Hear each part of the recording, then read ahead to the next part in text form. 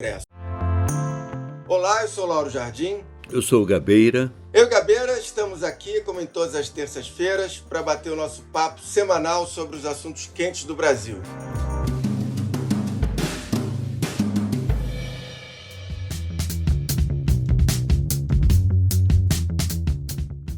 Primeiro, eu e o Gabeira vamos falar, é claro, da CPI da Covid, que vai ter uma semana que promete muito. Está marcado para amanhã, quarta-feira, o depoimento do ex-ministro Eduardo Pazuello. É o mais aguardado dessa CPI, a despeito dele ter conseguido no Supremo um habeas corpus para poder ficar em silêncio e não responder a algumas perguntas.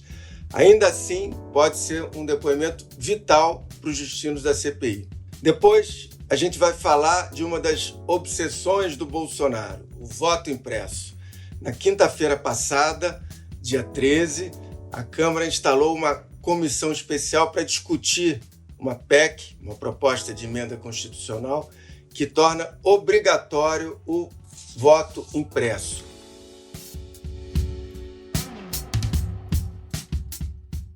Depois do fiasco na semana passada para o governo, do depoimento do Fábio Weingarten, chegou a vez do ex-ministro Pazuello. Ele conseguiu, no Supremo, como eu disse, o direito de ficar calado, não vai responder as perguntas que o incriminem, mas o habeas corpus dado pelo ministro Lewandowski não o exime de responder a questões sobre outros personagens, incluindo o presidente Bolsonaro. Lewandowski destacou que o comparecimento de Pazuello à CPI é obrigatório, mas na condição de testemunha terá o direito ao silêncio, isto é, de não responder a perguntas que possam, por qualquer forma, incriminá-lo, sendo-lhe, contudo, vedado faltar com a verdade relativamente a todos os demais questionamentos não abrigados nesta cláusula. O advogado dele tem dito até que o Pazuello vai responder as questões. Eu apurei aqui como é que foram os últimos dias do Pazuello. Ele está ali trancado no hotel que ele fica em Brasília, se preparando para esse depoimento, já recolheu no Ministério da Saúde, que ele comandou, muitos documentos, despachos, portarias, para tentar ali ficar um pouco mais afiado. Está recebendo políticos governistas, notadamente o senador Ciro Nogueira, que já foi mais de uma vez conversar com ele, instruí-lo, talvez. Ele também foi aconselhado, e aí por pelo menos um aliado com quem eu conversei e que conversou com ele, a tentar confrontar politicamente os senadores. Por exemplo, usando um argumento, dizer o seguinte: olha, vocês sabem quão injusto é esse momento de virar vilão, porque vocês já foram vilões em algum momento. Só que eu acho que essa estratégia, que eu não sei exatamente se ele vai usar, tende a irritar os senadores. Pazuello, ele também, Gabeira, ele tem reclamado de abandono. De acordo com algumas pessoas com quem eu conversei, ele tem se mostrado, primeiro, com humor instável, está se queixando de que pode virar um bode expiatório nessa crise e que ele estava ali cumprindo uma missão. Ele gosta, nessas conversas, de ficar repetindo muito que ele é um general e por isso estava cumprindo uma missão. Enfim, acho que a grande interrogação, Gabeira, é se o Pazuello, que tem um conhecido pavio curto e já demonstrou em várias entrevistas coletivas... Eu acabei de responder para a senhora que está sentada aqui exatamente como está, quando vai chegar, quais são as possibilidades, qual é o risco. Quer que eu responda tudo de novo? Não, não precisa. Obrigado. Se ele vai aguentar calado as provocações dos senadores, provocações que certamente vão acontecer, já iam acontecer normalmente, com ele calado elas vão redobrar a intensidade, faz parte do espetáculo de uma CPI. Enfim, o que você espera do depoimento dele amanhã? Olha, Lauro, realmente você disse é o depoimento mais esperado, numa semana com depoimentos importantes também, além do dele, né? Começando com Ernesto Araújo hoje e passando também na quinta-feira pela Mayra Pinheiro, que é chamada de a Capitã Cloroquina, não é? Eu acho o seguinte, que esse depoimento envolve todos os poderes da República. Envolve o Congresso, que está querendo apurar a responsabilidade do Executivo, e, portanto, envolve o Presidente da República. Envolve o Supremo, que entrou em campo para determinar as regras do jogo, o que pode e o que não pode, né? E envolve também as Forças Armadas, que estão preocupadas com o comportamento do Pazuello, com o que vai sair daí. E, secundariamente também, mas não devemos desprezar, envolve toda a imprensa, porque essa cobertura realmente é a cobertura de um fato que praticamente dramatiza todo o processo da CPI, que vem crescendo muito aos olhos da opinião pública. É um acontecimento que está tomando o lugar de um grande evento, de um grande show, não é? Então, é de se esperar. Eu acho que, pelas características que eu tenho visto, não é, de processos como esse, em que o Supremo concede o direito de não resposta, a tática do perguntador, a tática das pessoas que estão na CPI, é de configurar a responsabilidade da pessoa através das perguntas. É preciso levantar um conjunto de perguntas e de dados e que, através dos quais, mesmo a pessoa, o silêncio da pessoa, acaba, de uma certa maneira, servindo como contraponto às afirmações que você está fazendo. Se eles pesquisaram bem, eles vão ter a oportunidade de oferecer uma avaliação completa da gestão do Pazuello em vários pontos. O primeiro deles é esse ponto crítico da hidrocloroquina. O segundo ponto, que me parece também problemático, é da hesitação e da incompetência na compra de vacinas. E o terceiro ponto é o mais dramático, o que diz respeito àquelas mortes de Manaus que poderiam ter sido evitadas. O MPF identificou atraso no envio de equipe para diagnosticar a nova onda de infecções, omissão no monitoramento da demanda por oxigênio, demora na adoção de medidas para evitar o desabastecimento, pressão do Ministério da Saúde para a utilização de um suposto tratamento precoce, lentidão na transferência de pacientes e ausência de medidas que estimulassem o isolamento social. No caso de Manaus, especificamente, como eu disse, ele é o mais dramático, mas ao mesmo tempo é aquele em que o Pazuello pode, de uma certa maneira, escapar mais, porque ali ele pode dizer que está sendo investigado, e está de fato sendo investigado, não é? Então eu acredito que, se os senadores fizeram bem a lição de casa, se eles se prepararam para o caso, o silêncio do Pazuello pode ser até um contraponto, uma forma de realçar as denúncias que eles estão fazendo. Agora, a reação do Pazuello, como você mencionou aí, é um pouco surpreendente. Ninguém sabe o que ele vai fazer. Se ele vai responder algumas coisas burocraticamente e nasquelas que são mais problemáticas ele vai pedir o silêncio. Mas o que eu estou esperando também, pela experiência de CPI, é que haja um grande tempo dedicado a discutir as regras do jogo. Se isso pode ou se não pode, se está dentro ou não das determinações do Supremo Tribunal Federal.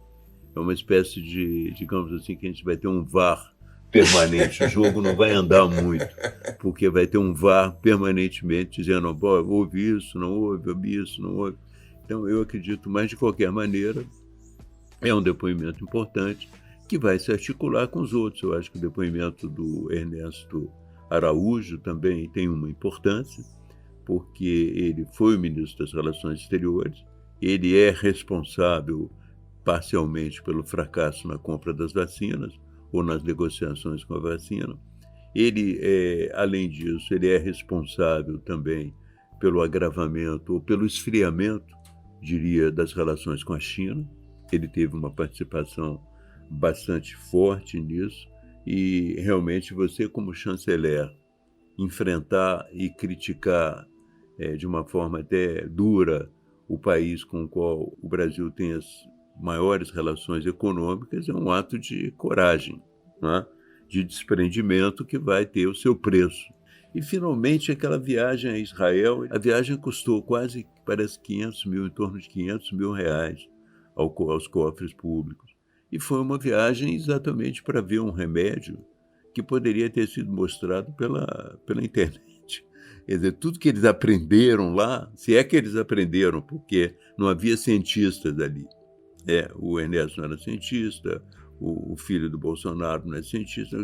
Se eles aprenderam alguma coisa, eles poderiam ter aprendido pela internet. Era muito mais barato, você pagava só a energia de uma ligação. Disseram que tinham negociado uma vacina com Israel, que havia a possibilidade de uma vacina com Israel, mas não existe nada disso. Não existe nada disso contratado. Então, é um problema. E quanto ao depoimento de quinta-feira da Mayra Pinheiro, eu também acho surpreendente, porque é uma mulher que sempre foi uma defensora ardorosa da cloroquina. Nós estamos muito tranquilos e muito serenos em relação à nossa orientação divulgada na nota, que orienta o uso das medicações cloroquina e hidroxicloroquina associada à azitromicina para os profissionais de saúde. Essa orientação, como já foi dito antes, ela segue uma orientação feita pelo Conselho Federal de Saúde, que dá autonomia para que os médicos possam prescrever essa medicação para aqueles pacientes que assim desejarem. E agora, no parlamento, ela vai ficar calada diante das acusações de ter sido uma defensora da cloroquina. Eu acredito, quer dizer, que ela poderia ter achado um caminho melhor, continuar defendendo a cloroquina, ou então dizer o seguinte: olha, eu defendi até o momento, quando cientificamente ficou demonstrado que não era, eu parei de defender, tanto que essa semana eu não defendi nada, entende? Mas eu não sei se ela vai fazer isso. Eu acho que ela vai ficar calada mesmo. Então vai abrir também uma possibilidade para que sejam apresentadas todas as intervenções delas nesse campo. Se tudo correr bem, eu digo tudo correr bem, se não houver incidentes, aqueles quebra-paus que às vezes existem, se não aparecer lá o Flávio Bolsonaro para insultar o Renan e vice-versa, que vai ser uma semana pedagógica. Eu acho que o Brasil vai ter uma visão realmente de como foi o comportamento do governo ao longo dessa pandemia. E vai ter também, consequentemente, a oportunidade de avaliar se houve ou não responsabilidade. Na entrevista que eu participei com o Renan Calheiros, eu fiz 2 sugestões também que eu acho que devem ser acrescentadas a isso. Uma delas é de trazer um grupo de cientistas para, uma vez determinadas as vacilações, os erros do governo, para que eles tentem quantificar esses erros em número de mortes. Isso dá uma certa consistência ao relatório dele. E, finalmente, eu sugeri a ele, só para concluir, que a CPI também apresentasse sugestões de como o Brasil pode enfrentar uma nova pandemia, onde é que estavam as nossas fragilidades e onde que a gente pode, por exemplo, na indústria farmacêutica nossa, na prevenção, na vigilância em torno do próprio Covid, como é que a gente se comportou e como deve se comportar numa próxima pandemia. Gabeira, 2 pitacos aqui sobre esses depoimentos. Primeiro, do Ernesto Araújo, é curioso que tanto a capitã Cloroquina quanto o Eduardo Pazuello, eles pediram ao Supremo o direito ao silêncio. O Ernesto não. Eu suponho que o Ernesto ele está com muita saudade dos holofotes. Ele, depois que foi demitido do cargo de chanceler, ele andou aparecendo em alguns tweets aí, dizendo que o governo Bolsonaro perdeu a alma e que estaria menos radical. Ele não falou a palavra radical, mas enfim, estaria menos radical do que ele gostaria. E sobre o depoimento do Pazuello, eu queria também fazer um comentário final, que é o seguinte: em relação ao Bolsonaro, o que ele vai calar e o que ele vai falar? Porque em algumas questões relacionadas ao Bolsonaro, por exemplo, que tipo de autonomia o Bolsonaro dava a ele no ministério, isso inclui o Bolsonaro, se o Bolsonaro proibiu ele de comprar a vacina chinesa Coronavac, porque me parece que é praticamente fato isso e só falta ele confirmar de viva voz, ele pode ali tanto resolver se calar, porque de alguma maneira pode se autoincriminar, ou pode querer, em alguns desses casos que envolvem o Bolsonaro, querer explicar alguma coisa. E nesse momento ele pode ou falar demais, ou enfim. Um momento importante é quando o Bolsonaro for um dos objetos prioritários ou mais centrais das perguntas dos senadores. É uma coisa que a gente tem que ficar atento.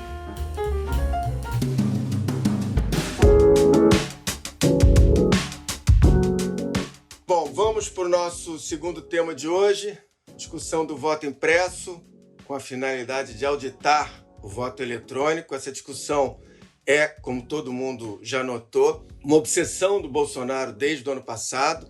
Eu acho que o que a cloroquina é para o Bolsonaro na Covid, o voto impresso é para ele nessa questão eleitoral. O voto impresso para o Bolsonaro é uma espécie de remédio que ele receita para que ninguém bote em dúvida os resultados das urnas. Na verdade, ele que vem botando em dúvida esses resultados.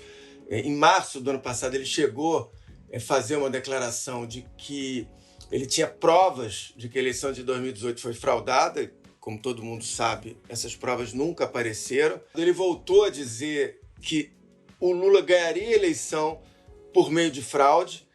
Que o bandido foi posto em liberdade, foi tornado elegível, no meu entender, para ser presidente. Na fraude. Ele só ganha na fraude o ano que vem. Nesse contexto todo, na quinta-feira passada, a Câmara instalou uma comissão especial para analisar uma PEC que pode instituir esse que eles chamam hoje de voto auditável. Inicialmente, eles queriam voto impresso de verdade, as cédulas, como a gente tinha até os anos 90. Agora é um voto que ele fica na urna e pode eventualmente ser auditado, se assim for pedido judicialmente. Gabeira, esse discurso do Bolsonaro, eu acho que não resta dúvida para ninguém, é um fio condutor da narrativa dele para justificar um eventual fracasso eleitoral no ano que vem. Ou, se a gente quiser ir mais longe, uma senha para uma tentativa de golpe se as urnas não sorrirem para ele.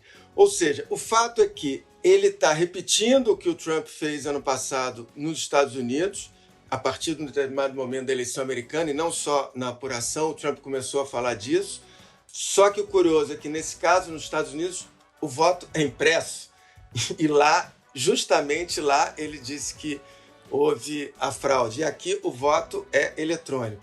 Eu vi um meme ontem divertido que dizia que depois dessas manifestações a favor do voto impresso, vem aí uma campanha pela volta do orelhão. Vamos ver. Na verdade, o que nós consideramos, né, é que o voto eletrônico tinha sido um avanço muito grande na política brasileira.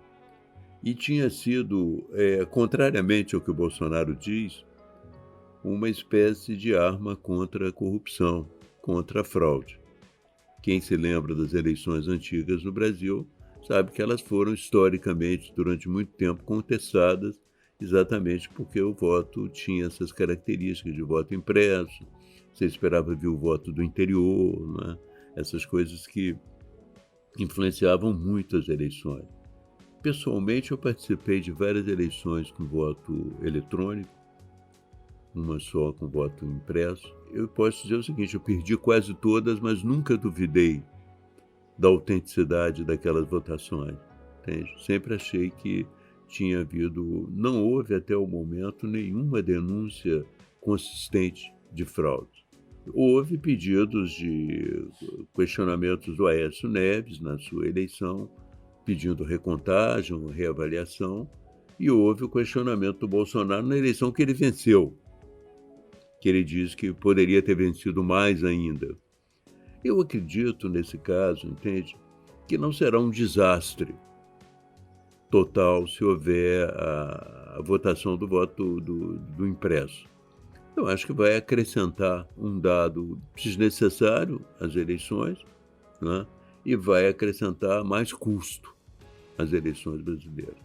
Sobretudo, mais custo. 2 bilhões de reais, segundo o TSE. Mais custo exatamente por isso. Então a gente voltaria atrás no tempo, gastaria mais dinheiro, mas teoricamente esvaziaria o discurso dele de que a ausência do voto impresso seria uma explicação para sua derrota. Apesar de eu achar que a partir de um certo desgaste e a partir de um certo fracasso, Ninguém está se interessando se foi por causa do voto impresso ou foi por causa do voto eletrônico. É um fracasso que é retumbante, ele não consegue se explicar.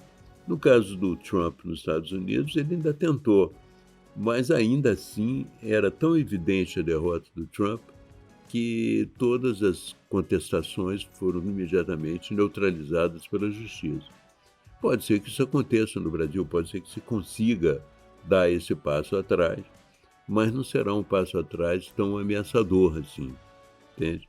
Eu acho que com ou sem o voto impresso, quem vai vencer as eleições é quem vai ter mais votos, entende? Então, essa é a questão fundamental. Por mais que o Bolsonaro se apegue, pode até acontecer alguma coisa semelhante aos Estados Unidos, uma votação que ele perca de uma forma bastante acachapante, mas ainda assim ele afirma que tem havido fraude, que pode até haver uma tentativa de invasão do Congresso em Brasília, como houve do Capitólio, mas em Brasília é mais deserto. Eu tenho experiência de manifestações ali em Brasília e tal, elas acabam caindo numa certa frieza, entende? Então você perder as eleições e supor que alguém vai invadir o Congresso vai ser uma coisa, vai ser uma repetição da experiência do Trump, mais melancólica ainda do que foi a dos Estados Unidos.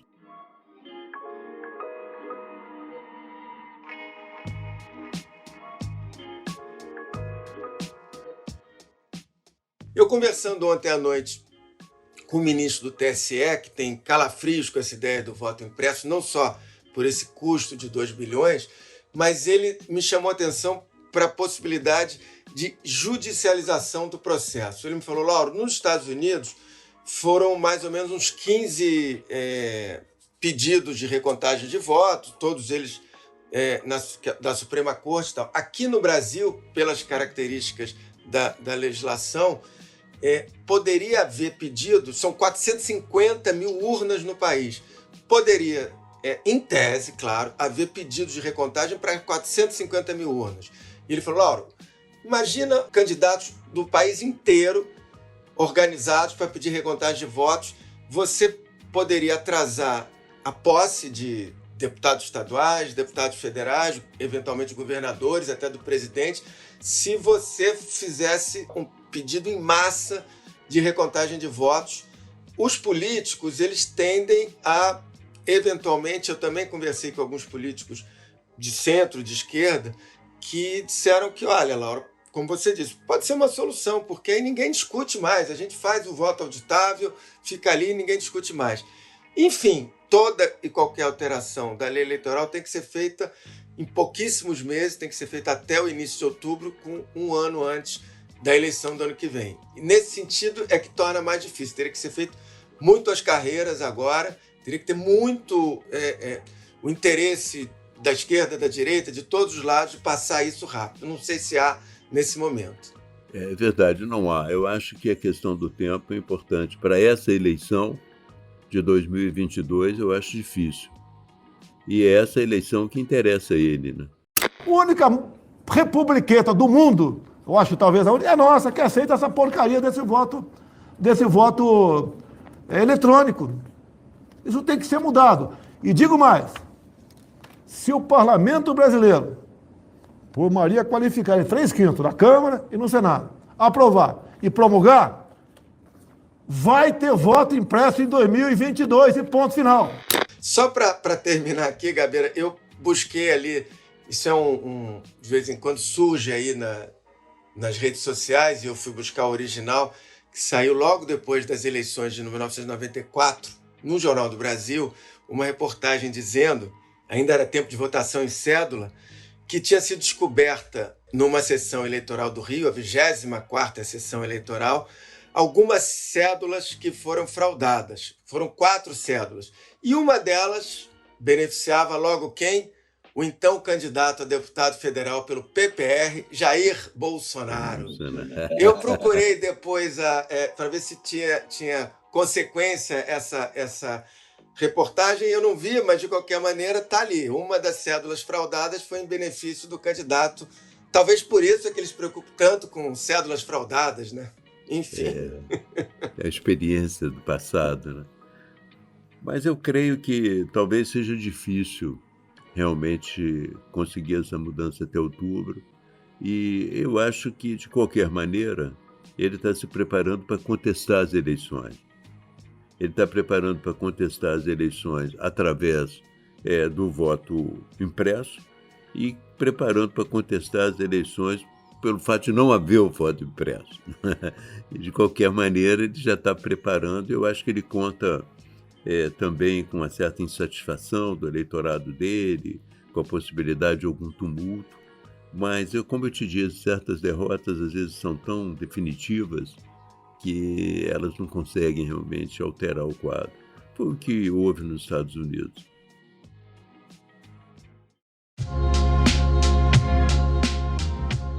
Bom, está terminando o Lauro Gabeira de hoje. A gente fica por aqui. O Lauro Gabeira está disponível a partir das 5h30 da tarde, das terças-feiras, no site do Globo, no Spotify, no iTunes ou na sua plataforma preferida de podcast. E também pode ser ouvido na rádio CBN, às terças-feiras, às 10h30 da noite. Esse episódio teve edição do Vitor Carvalho e da Fernanda Pontes.